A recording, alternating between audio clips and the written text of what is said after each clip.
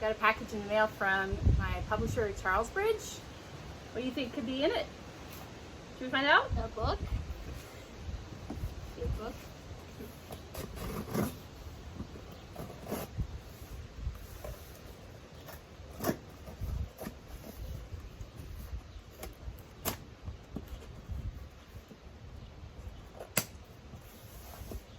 I always feel awkward opening packages.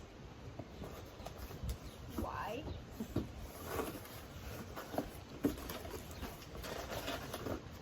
Fancy bubble wrap. It's a book! No Boy's Too Small.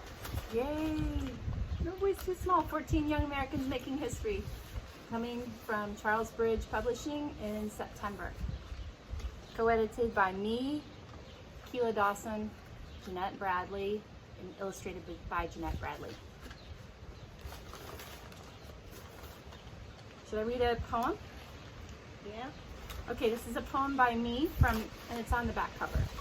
It's called Resonate. It's a haiku. No voice is too small to solve a problem that's big. Change ripples forward. Thanks for watching.